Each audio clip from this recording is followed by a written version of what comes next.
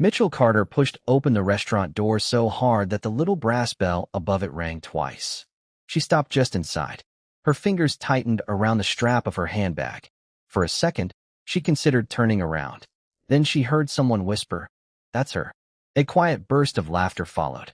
Mitchell looked toward the bar. 3 people quickly looked away. Her stomach tightened. She didn't know them. At least, she didn't think she did.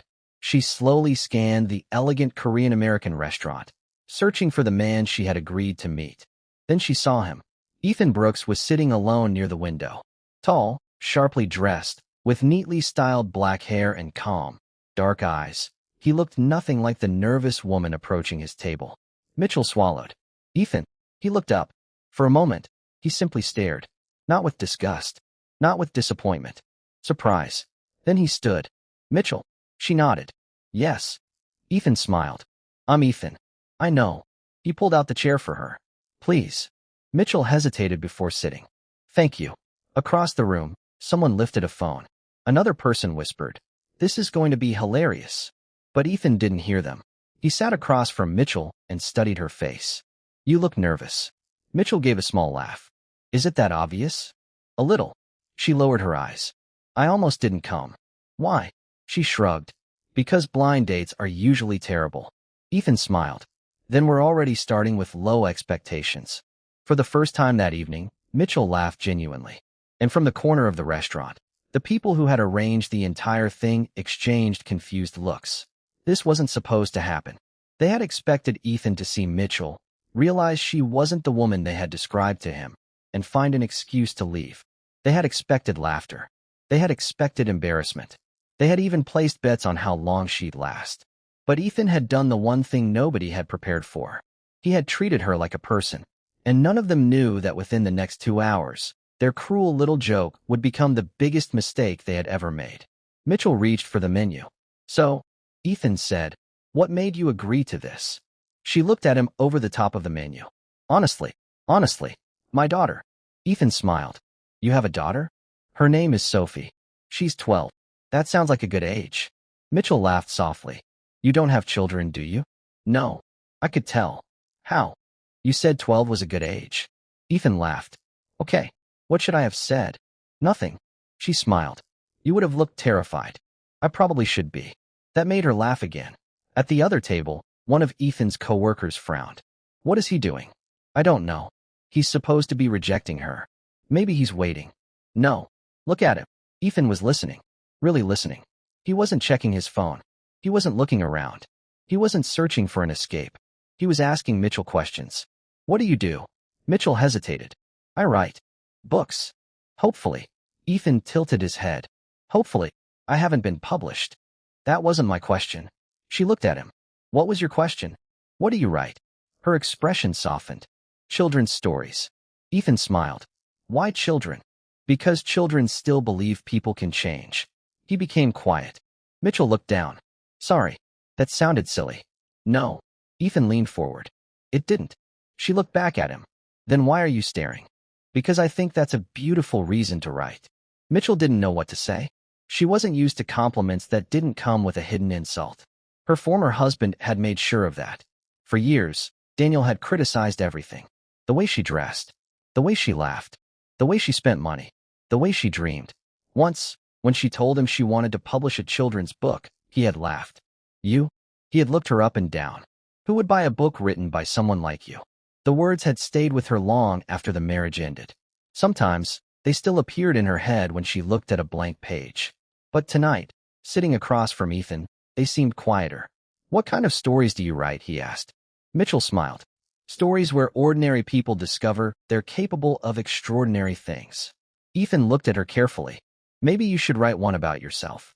She looked away. "I don't think I'm that interesting." "You're wrong."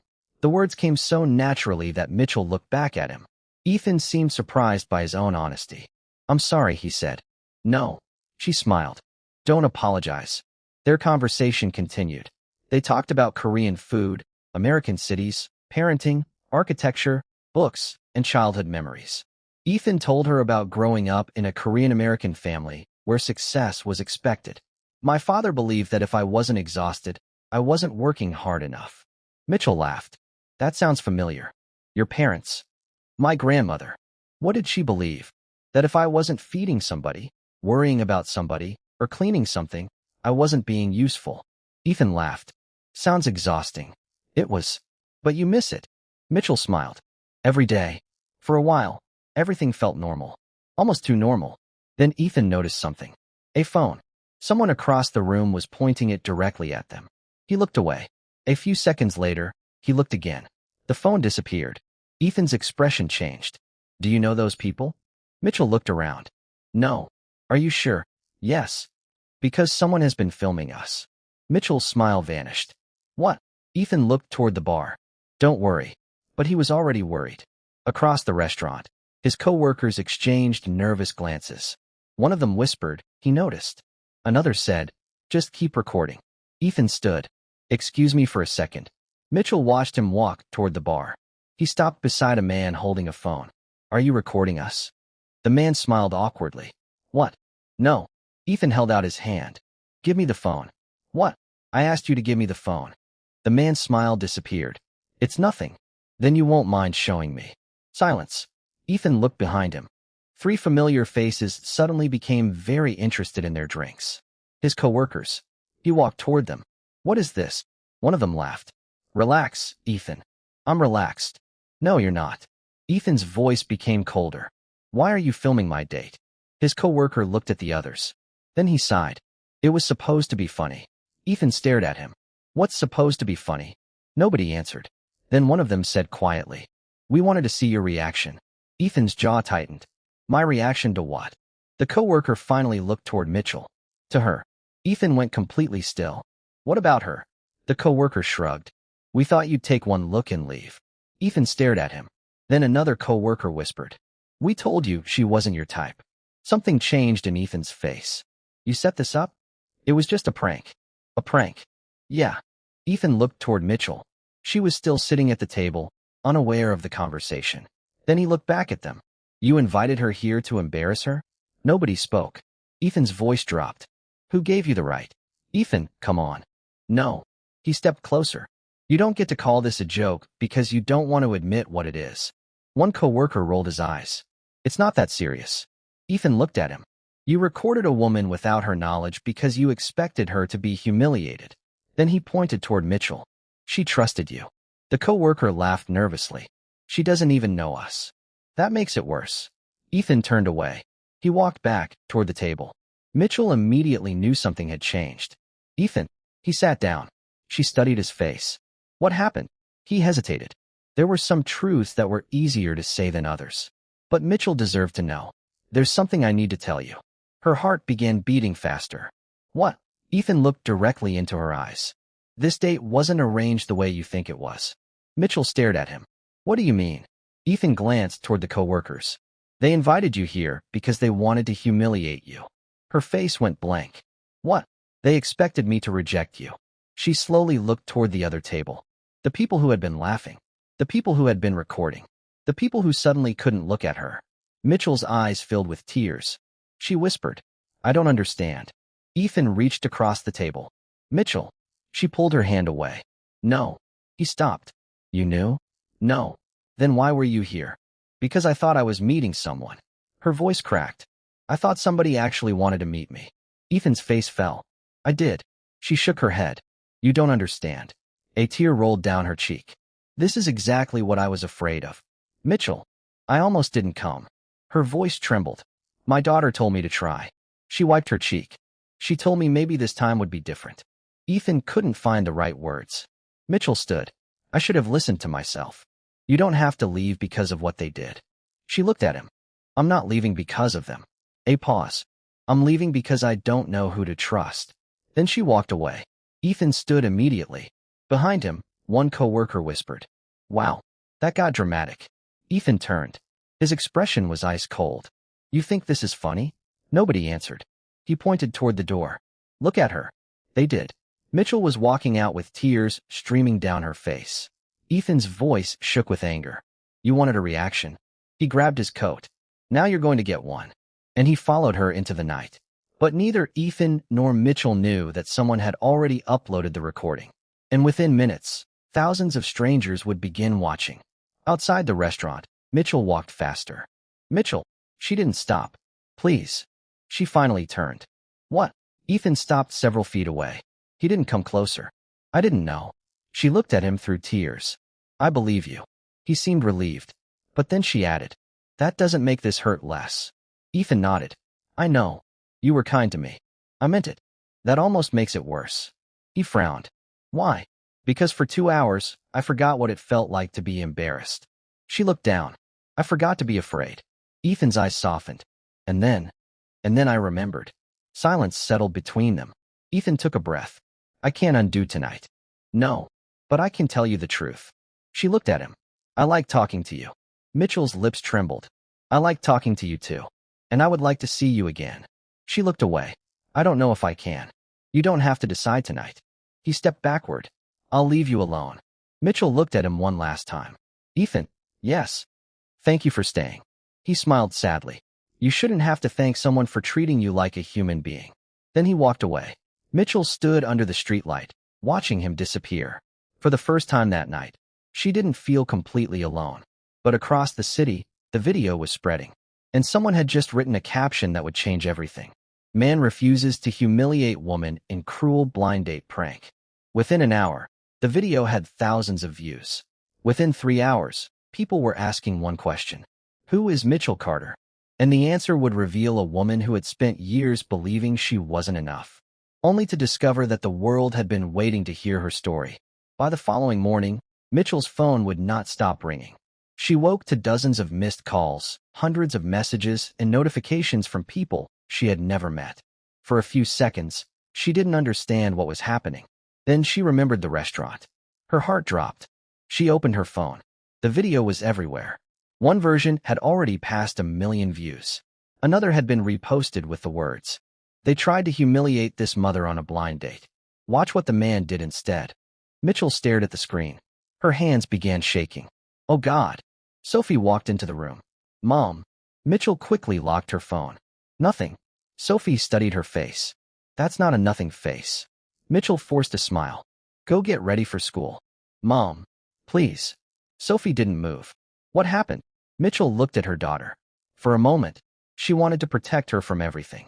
But Sophie had always been more observant than adults gave her credit for. Mitchell handed her the phone. Sophie watched the video. Her expression changed. They did this to you. Mitchell nodded. Sophie looked angry. Who are they?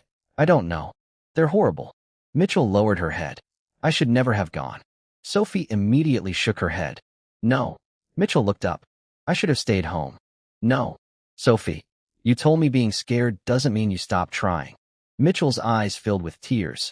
You're right. Sophie sat beside her. Then don't let some stupid people make you regret trying. Mitchell pulled her daughter into a hug. But the internet wasn't waiting for her to heal. People were already searching for the coworkers. Screenshots of their messages appeared online.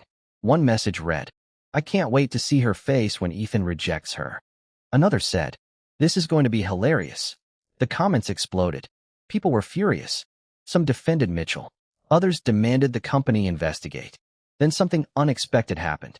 Ethan posted a statement. It wasn't long. He didn't insult his coworkers. He didn't reveal Mitchell's private history. He simply wrote, what happened that night was wrong. Mitchell did not deserve to be treated as entertainment. I was not aware of the plan, and I regret that I couldn't stop it sooner. She showed more courage walking into that restaurant than the people who planned the prank showed in their entire lives. Within minutes, the post was everywhere. Mitchell read it twice. Then a third time. Her eyes filled with tears. She whispered, why is he doing this? Her phone rang. It was Ethan. She stared at the screen. She didn't answer. It rang again. Still, she didn't answer.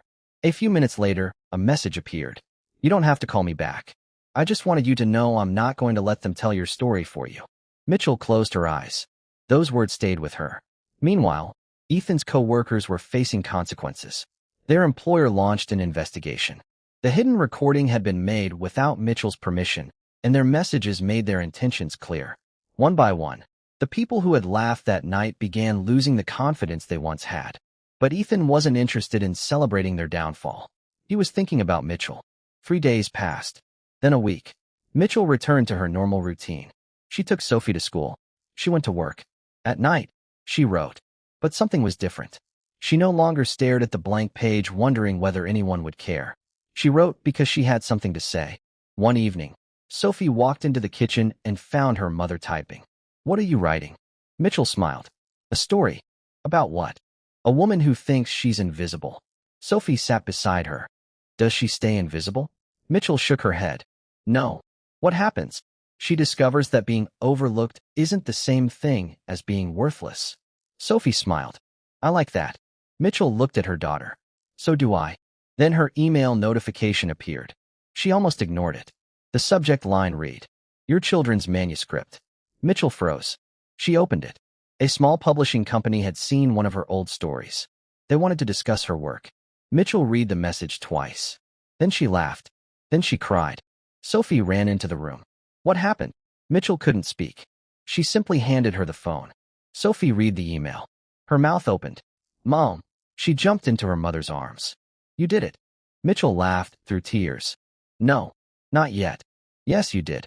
A few months earlier, Mitchell would have dismissed the email as a mistake. This time, she replied, "I'd love to talk." And that one sentence became the beginning of something she had almost given up on. Her first children's book was eventually accepted. The title was simple, "The Girl Who Was Brave Enough to Try." At the launch, Mitchell stood behind a small table signing copies. She still couldn't believe her name was printed on the cover. Sophie stood beside her. Then Mitchell looked up. Ethan was standing near the entrance. He wasn't holding flowers. He wasn't making a grand entrance. He simply smiled. Mitchell smiled back. After the event, he approached her. "Congratulations." She looked at the book. "Thank you. You did this." Mitchell shook her head. "No." Ethan looked confused. "You did." She smiled. "Sophie did." Sophie immediately interrupted. "I did not write the book." Mitchell laughed. "You made me go on that date." Ethan smiled. "Then I owe Sophie a thank you." Sophie folded her arms. "You do." Ethan laughed. Mitchell looked at him. For a moment, neither spoke. Then Ethan asked, "Would you let me take you to dinner?" Mitchell raised an eyebrow. "Another blind date?" "No." "Why not?" "Because this time, you'll know exactly why I'm there." She smiled. "And why are you there?" Ethan took a breath. "Because I like you." Mitchell looked at him quietly. "I like you too." "I know." "How?" "You kept laughing at my terrible jokes." "They weren't terrible." "They were." She laughed. Then her expression became serious. "Ethan, I'm still afraid." "I know. I don't want to be someone's project." "You won't be." "I don't need someone to rescue me." "I know. I need someone who respects me." Ethan nodded. "Then that's what I'll give you." Mitchell looked at him. "Okay. Okay. Dinner." He smiled. Dinner. Months later, they returned to the same restaurant. The same window table. The same quiet corner. But this time, there were no hidden cameras. No coworkers. No cruel laughter.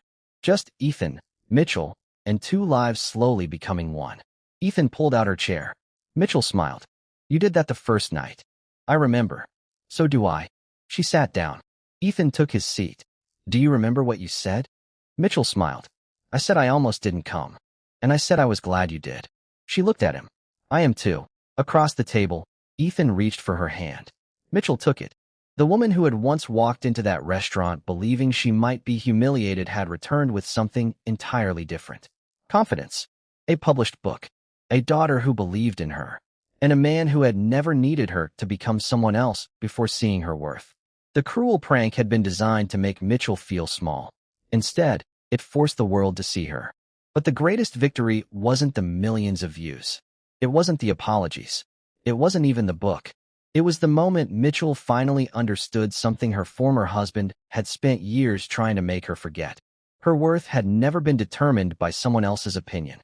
And sometimes, the people who try hardest to break you accidentally reveal just how strong you have become. If you were Mitchell, would you have given Ethan a second chance after what happened that night? Or would you have walked away for good? Tell me honestly in the comments. And if Mitchell's story touched your heart, don't forget to like this video, subscribe to the channel, and share it with someone who needs to remember that being rejected, mocked, or underestimated never makes a person worthless. Because sometimes, the night you think will break you becomes the night that changes everything.